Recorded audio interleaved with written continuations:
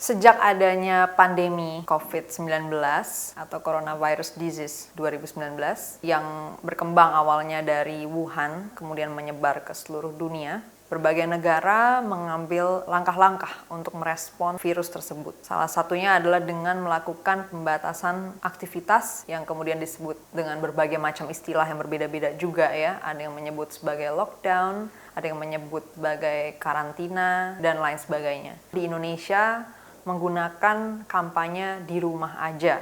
Sekarang pembatasan itu setidaknya di Jakarta dan mungkin banyak daerah lainnya juga di Indonesia sudah berakhir dan mungkin juga di negara-negara lain di seluruh dunia.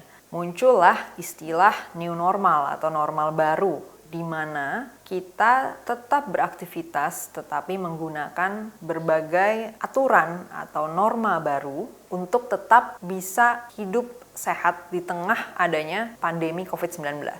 Kali ini Dr. Yu Hasan akan membahas mengenai new normal dan bagaimana sih sebetulnya menghadapi keberadaan suatu virus di bedah medis.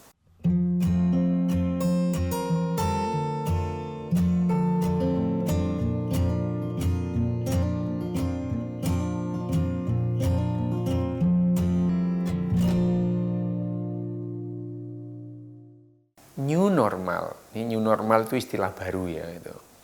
Dulu orang sering bilang the new world order, tatanan dunia baru. Tapi ya kalau kita mau sedikit waras dikit gitu ya, sedikit waras ya itu. Sebetulnya kita ini sudah ribuan kali mengalami new normal itu, ya. Mengalami new normal. Nggak usah jauh-jauh, 10 tahun yang lalu, 10 tahun yang lalu. Kita kan nggak pernah membayangkan bahwa yang namanya kalau kita mau pesan ojek itu harus online itu. Ya, pertama kali ada ojek online itu ojek-ojek yang konvensional itu demo ya itu. Demo sampai berantem segala itu. Akhirnya kita sekarang yang pesan ojek itu yang normal itu ya pakai online itu. Itu normal gitu. Normal itu dalam artian pada umumnya itu seperti itu. Nah, seperti sekarang kita ini virus COVID-19 ini ya itu sekarang virus COVID-19 itu tidak ada yang tidak tahu lah ya itu semua tahu, mendadak semua orang jadi pakar. Matinya kepakaran itu sekarang gitu ya. Matinya setiap orang itu dari pagi sampai pagi lagi ngomong soal COVID-19 di WhatsApp grup, di yang namanya di media sosial, di Twitter, di Facebook, semua ngomong COVID-19 ya, virus. Seperti mereka itu paham tentang virus ya. Matinya kepakaran. Setiap orang merasa jadi pakar gitu ya tentang virus ini gitu ya.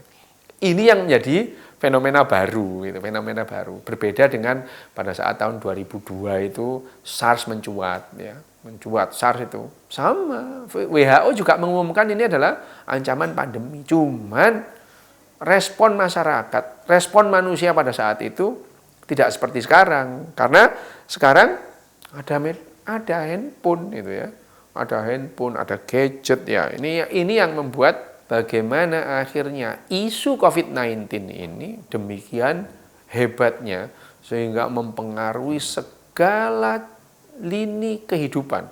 Entah itu perdagangan, entah itu budaya ya, cara hidupnya juga sudah berubah itu. Kalau ditanyakan apakah sudah betul itu kita itu melakukan social distancing, melakukan itu. Faktanya adalah dengan kita melakukan ini semua, kita bisa menekan ya, terlepas nanti metode ini salah atau benar, itu belakangan kita tahu. Misalnya mungkin 10 tahun lagi, ternyata lockdown itu tidak berpengaruh. Nanti itu ya. Tapi yang dilakukan oleh manusia selama 6 bulan ini terbukti bisa menekan angka kematian karena virus ini, gitu ya. Sekarang kalau kita bandingkan dengan pandemi-pandemi yang lalu. Pandemi yang paling mengerikan itu yang terjadi pada abad ke-14, 1347 sampai 1352. Selama 5 tahun Eropa itu dilanda wabah Black Death, pest ya. Pest. 2/3 penduduk Eropa mati, mengerikan banget. Ya. Terus kemudian wabah cacar itu membunuh puluhan juta orang.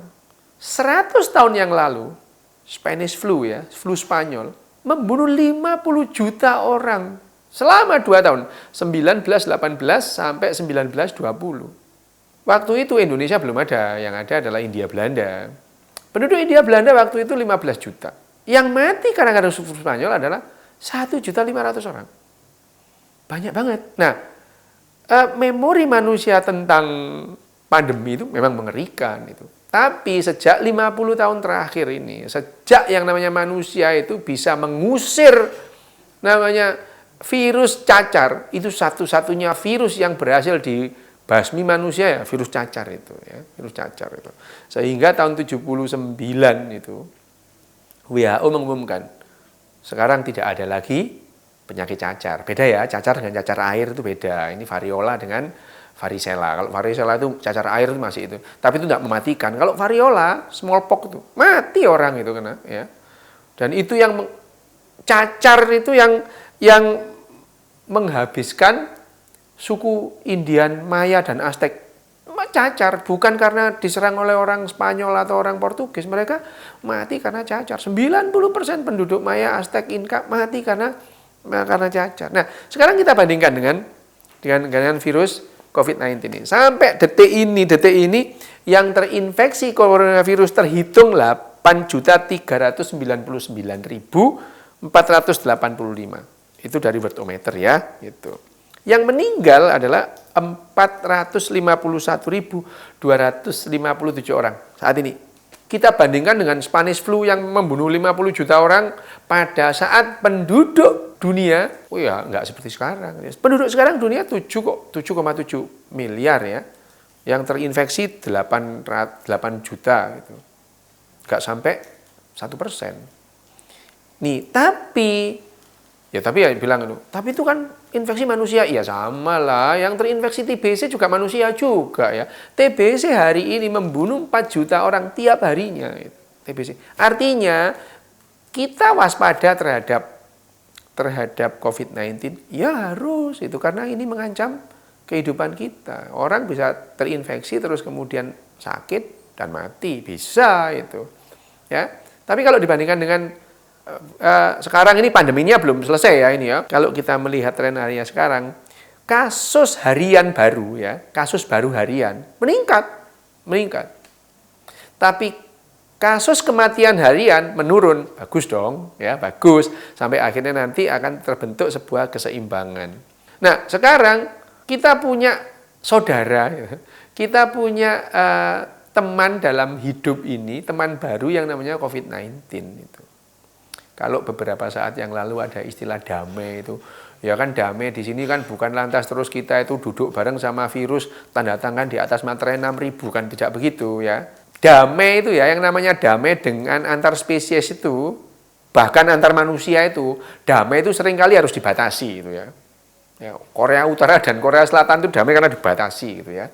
Kita damai dengan macan itu, kata macan dimasukkan ke dalam kerangkeng, damai. Bukan lantas kita makan bareng sama macan di satu mega makan ya, bukan. New normal sekarang ini kita punya teman baru ya di dunia ini, ada teman baru hidup yang namanya COVID-19 yang bisa memberikan ancaman kehidupan bagi kita. Tapi perbedaannya apa? Kalau kita membandingkan Spanish flu dengan COVID-19 sekarang ini. Tahun 1918 kita belum tahu yang namanya antibiotik, ya belum tahu ya. Antibiotik baru ditemukan Alexander Fleming tahun 1937 baru ditemukan ya. Terus kemudian pengetahuan kita terhadap bagaimana merawat orang sakit juga tidak seperti sekarang gitu ya. Sehingga 50 tahun terakhir itu tidak ada pandemi, itu tidak ada infeksi yang membunuh jutaan orang, itu tidak ada. Ini yang heboh seperti sekarang ini ya. Heboh lah sudah, seluruh dunia di lockdown, kemudian kita melakukan social distancing sampai mall tutup ya. Oh, toko-toko tutup. Sekarang yang tercatat itu kurang dari 500.000 yang meninggal selama 7 bulan terakhir itu ya. Tapi tetap diwaspadai, iya diwaspadai. Apakah kita sudah melakukan hal yang benar atau yang salah? Terlepas dari yang kita lakukan benar atau salah selama 7 bulan ini, itu sudah berhasil menekan kematian sampai level kurang dari juta yang meninggal selama 7 bulan ya. Dan kemudian kita sekarang sudah mulai lagi menggeliat ya. Kepanikan kita sudah hilang. Tapi bahayanya pada saat kita udah capek panik gitu ya. Capek panik. Otak manusia ini panik itu penting bagi kita ya. Panik itu adalah sebenarnya senjatanya manusia, senjata semua binatang, panik itu untuk mempertahankan kehidupannya. Tapi kalau orang itu panik dalam waktu yang lama, lebih dari 12 minggu ya, lebih dari 12 minggu. Mode paniknya itu mati gitu ya. Bahkan sehingga terus kemudian dia tidak takut lagi apa yang 3 bulan yang lalu sangat ditakuti gitu ya. Itu diwaspadai sehingga ada second outbreak atau wabah kedua. Tapi dengan pengetahuan manusia, dokter atau ahli biologi itu sudah tahu sebetulnya yang begini ini nanti manusia itu, apalagi ahli neuroscience itu tahu manusia itu nanti perilakunya kira-kira gini. Sehingga yang diputuskan oleh WHO segala macam itu ya bukan hanya ahli virus saja yang berdiskusi ya, ada ahli neuroscience, ada ahli virus, ada ahli epidemiologi yang lain, akhirnya menentukan misalkan yang namanya lockdown dilonggarkan dengan batasan-batasan tertentu. Kita harus social distancing atau physical distancing. Apakah ini benar atau salah? Nanti waktu yang akan jawab ini lebih benar atau lebih salah. Tapi terlepas ini benar atau salah, kita sudah berhasil menekan angka kematian serendah mungkin. Kita bisa menekan angka infeksi serendah mungkin. Prinsipnya adalah jangan sampai tertular. Kalau tertular, jangan sampai sakit. Kalau sakit, jangan sampai parah. Kalau parah, jangan sampai mati itu ya. Kita sekarang disuruh pakai masker gitu. Iya sih, secara ilmiah, secara saintifik kalau kita pakai masker itu kita bisa menekan terjadinya penularan itu. Tapi ya seperti tadi, tertular belum tentu terinfeksi. Misalkan tertular ya, ada virus masuk ke tubuh kita, tapi dia tidak masuk ke dalam sel kita, dia tidak bisa menginfeksi. Virus itu hanya bisa menginfeksi kita kalau dia masuk ke dalam sel, gitu ya. Gitu. Beda dengan bakteri itu nggak masuk sel, dia di dalam darah aja dia bisa menghasilkan racun-racun di dalam darah. Tapi virus itu dia bisa mempengaruhi kita kalau dia masuk ke dalam sel. Jadi tertular belum tentu terinfeksi, terinfeksi belum tentu sakit. Apa? Itu yang namanya tanpa gejala itu ya, tanpa gejala itu. Kalau di sini namanya, kalau di Indonesia itu namanya OTG itu ya, orang tanpa gejala itu ya. Nah, kalau dalam bahasa kedokterannya itu asimptomatis itu. Dia terinfeksi tapi tidak ada gejala apa-apa itu ya. Nah, terinfeksi belum tentu sakit, sakit belum tentu parah, parah juga belum tentu mati. Nah, itu adalah pengetahuan dasar. Tapi loh itu kan manusia. Iya, manusia sama yang terinfeksi dan meninggal karena TBC kan juga manusia itu. Jangan, ini kan membicarakan angka keselamatan manusia kok dengan angka. Lah memang angka ya.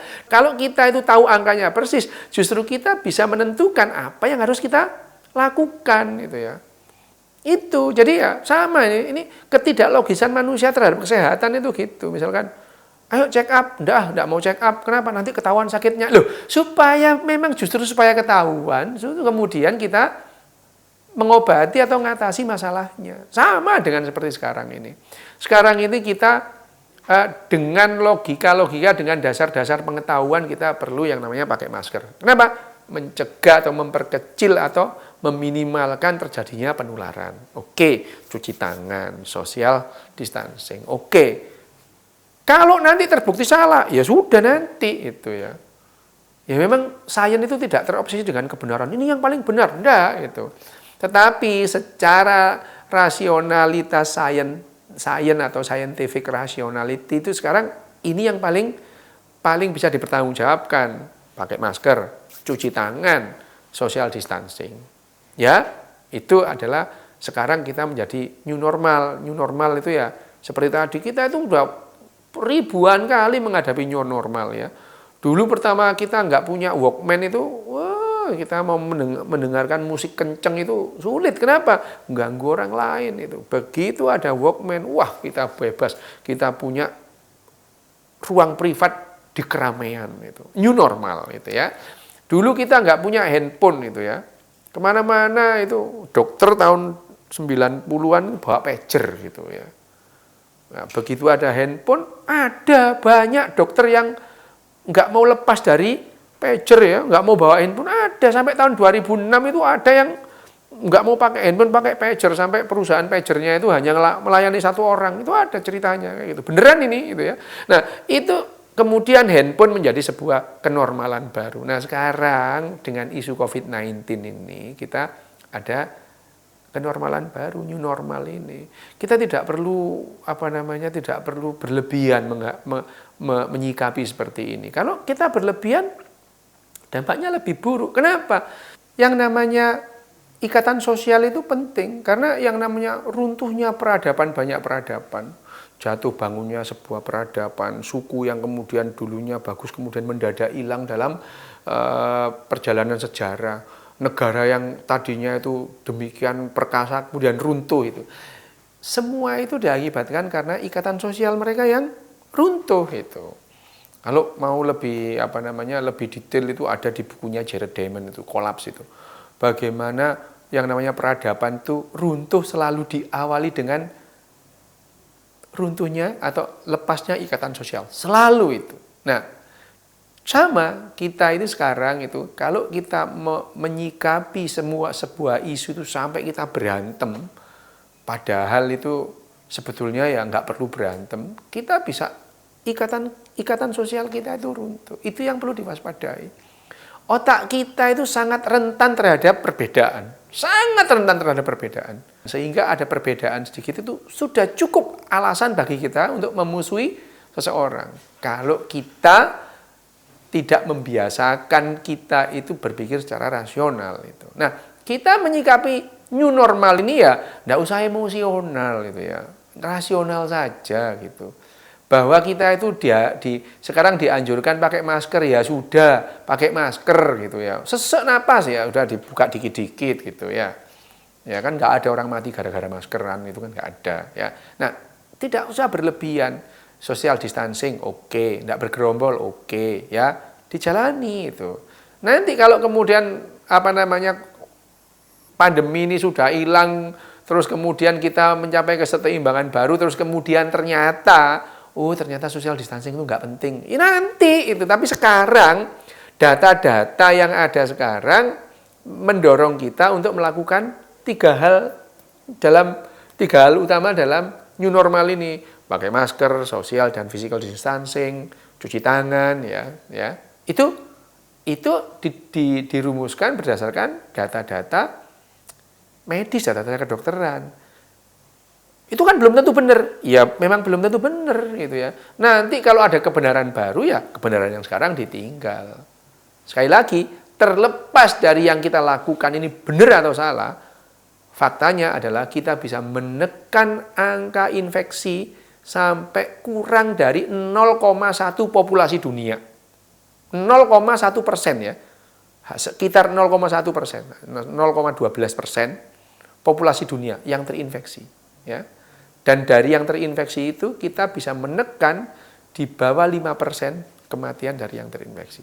Terlepas benar atau salah yang kita lakukan sekarang ini, faktanya kita bisa menekan angka infeksi. Kalau kita bandingkan dengan cacar yang membunuh 50 juta orang pada tahun 70-an, 1970, terus kemudian flu Spanyol yang membunuh 50 juta orang di tahun 1918 sampai 1920, yang membunuh 2/3 penduduk Eropa, Black Death di abad ke-14, dibandingkan dengan yang ini sangat kecil. Dan sekali lagi, meskipun yang namanya COVID-19 itu kita harus tetap kita waspadai, kita tidak boleh abai terhadap infeksi-infeksi yang lain. Masih banyak yang mengancam kehidupan kita. TBC, HIV, hepatitis B, hepatitis C ya. Sampai sekarang menjadi pembunuh banyak orang tiap harinya. Itu tidak bisa diabaikan. New normal kita jalani dengan santai, dengan berpikir secara rasional tanpa kita harus gaduh gitu ya. Dan tetap waspada, jaga kesehatan. Yang penting kita bisa hidup lebih panjang dan lebih sejahtera. Live long and prosper.